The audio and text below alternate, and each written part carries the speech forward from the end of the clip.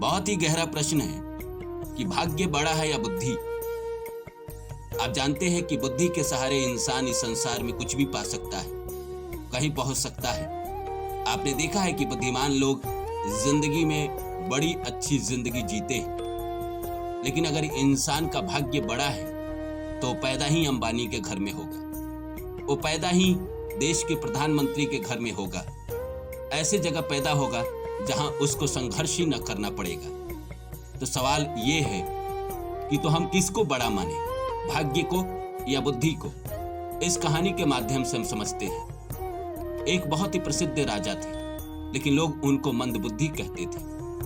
लेकिन वो राजा के परिवार में जन्मे थे, तो राजा के परिवार में जन्म लेने के कारण उनको राजा बनना पड़ा। वो आलसी थे, बहुत आलसी थे, संगीत के बड़े रसिक थे। जो भी आलसी लोग होते हैं या मंदबुद्धि लोग होते हैं, उनको सिनेमा, संगीत, इन सब में बहुत ज्यादा ही रुचि होती है। ये उस जमाने के लोगों का कहना था कि राजा इतना मंदबुद्धि है, फिर भी उसको संगीत में और कहीं ना कहीं इस तरह के नाच गाने में बड़ा इंटरेस्ट है। राजा देखने में भी कहीं ना कहीं थोड़ा सा बहुत ज्यादा साधारण ही था। तो एक बार ऐसा हुआ कि एक बहुत ही प्रसिद्ध नर्तकी दूसरे राज्य में अपना प्रोग्राम करने आई थी। राजा को ये पता चला। अब राजा तो शौकीन था ही नाच गानों का, तो उसने मंत्री से कहा कि उसे बुलाइए। वो जो नर्तकी थी वो बहुत ही बुद्धिमान थी, बहुत ही कहीं ना कहीं ज्यादा टैलेंटेड थी।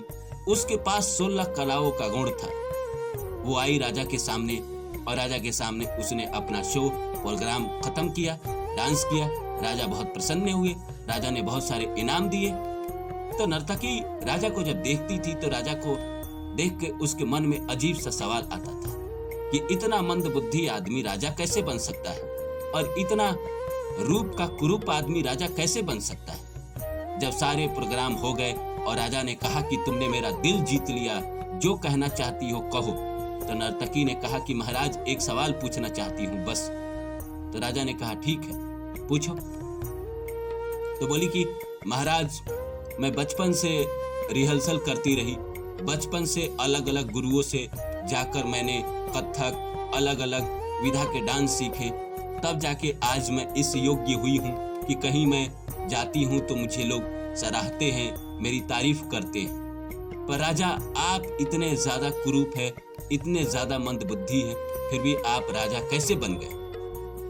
तो राजा ने कहा ये मेरा भाग्य है, ये मेरी किस्मत है, किसी जन्म का पुण्य कर्म है, जिसकी वजह से तमाम खामियों के बावजूद मैं राजा हूं। और तुम, ये तुम्हारे ही अपने ही कर्म है पीछे के जन्मों के कि तुम इतने ज्यादा टैलेंटेड हो, देखने में इतनी ज्यादा सुंदर हो, फिर भी तुम हमारे सामने नृत्य पेश कर रही हो और हम तुम्हें उसके लिए इनाम दे रहे हैं। तो नमस्कार दोस्तों, मेरा नाम है रानू बाबू, और जैसा कि आप सभी लोग जानते हैं कि मैं आपके लिए कहानी, कविता और मोटिवेशनल वीडियो लेकर आता हूं। इसी श्रृंखला में आज लेकर आया हूं कि भाग्य बड़ा है या बुद्धि। तो आइए इस सब्जेक्ट को शुरू करें। इससे पहले आप सभी से रिक्वेस्ट है, please like my video and subscribe my channel. तो दोस्तों, आपको क्या लगता है, बुद्धि बड़ा है या भाग्य? बुद्धिमान लोगों को देखा है आपने? एक से एक बुद्धिमान लोगों को मैंने अपनी जिंदगी में देखा है घास काटते हुए, बहुत ज्यादा इंटेलिजेंट। गांव समाज में तो मैंने ऐसे ऐसे बुद्धिमान देखे हैं कि मुझे उनको देख के लगता था कि ये साइंटिस्ट होने चाहिए। और एक से एक बेवकूफ को मैंने देखा है बड़े बड़े पोस्ट पे। तो आपको क्या लगता है, अगर बुद्धि ही सब कुछ कर रहा होता तो जो बुद्धिमान है उसको देश के सर्वोच्च पद पे होना चाहिए था? ऐसा नहीं होता है दोस्त। भाग्य से ज्यादा बड़ा इस दुनिया में कुछ भी नहीं है, मतलब कुछ भी नहीं है। बुद्धि भी भाग्य ही देता है, ईश्वर ही देता है, प्रारब्ध के कर्म की वजह से ही देता है। जिन लोगों को बुद्धि नहीं मिलता है उनको भाग्य मिल जाता है, और भाग्य और बुद्धि की लड़ाई में हमेशा भाग्य जीत जाता है। आपने देखा है कि एक बुद्धिमान आदमी गांव में एक से एक चालाक लोगों को अपने खेत में काम करवाता है। उनका मजदूरी भी देता है, अपने यहाँ नौकर की तरह रखता है। वह इंसान जो उस सेठ के यहाँ काम कर रहा है वो बुद्धिमान है, चालाक है, उस सेठ से कई गुना ज्यादा चालाक है। उसके बावजूद भी वो उसके यहाँ मजदूरी कर रहा है, उसके यहाँ काम कर रहा है। क्यों? क्योंकि उसके पास एक चीज नहीं है, वो है भाग्य। जिसके पास भाग्य नहीं है वो कितना भी इंटेलिजेंट हो, आपने देखा है ना पढ़ने लिखने में कि भाई जो बैक बेंचर होते हैं, जो पढ़ाई में कमजोर होते हैं, वो जिंदगी में आगे जाके बड़ा बन जाते हैं, बहुत पैसा कमा लेते हैं। और जो बहुत ज्यादा इंटेलिजेंट होते हैं, बहुत ज्यादा पढ़ाई में चालाक होते हैं, वो जिंदगी में कुछ नहीं भी कर पाते हैं, क्योंकि नसीब के आगे किसी का नहीं चलता। नसीब मतलब भाग्य। भाग्य अगर आपको सपोर्ट नहीं कर रहा है तो आप कितनी भी बुद्धि लेकर बैठे हो, भाग्य अगर सपोर्ट नहीं कर रहा है तो जो आप करोगे वही आपको धोखा देगा। भाग्य अगर साथ नहीं है तो आप मिट्टी छुओगे तो राख बन जाएगा। अगर आप बुद्धिमान नहीं है, चालाक नहीं है और भाग्यवान है तो जो काम करोगे वही आपको सफलता देगा। आप काम ही वही करोगे, प्रकृति आपसे काम ही वही करवाएगी जिसमें सफलता मिलना तय है। तो जो बुद्धिमान होते हैं वो अपनी जिंदगी खुद चलाते हैं। भगवान बुद्धि किस लिए देते हैं? ताकि आप जुगाड़ लगा के, दिमाग लगा के अपनी जिंदगी जैसे तैसे जी सको। और जो चालाक नहीं होते हैं, सीधा साधा होते हैं, भोला भाला होते हैं, उनको भगवान भाग्य दे देते हैं। उनका सारा काम भाग्य से हो जाता है। सारा काम, शादी विवाह, वो बचपन में ऐसे माँ बाप के घर में जन्म ले लेते हैं कि माँ बाप अगर गरीब भी है, जैसे तैसे करके उसको अच्छा पढ़ाई करा देगा, उस बच्चे को अच्छा पढ़ाई करा देगा। 4 भाई बहन है, उसके बावजूद भी उस लड़के को वो अच्छा पढ़ाई करा देगा जो भाग्यवान है।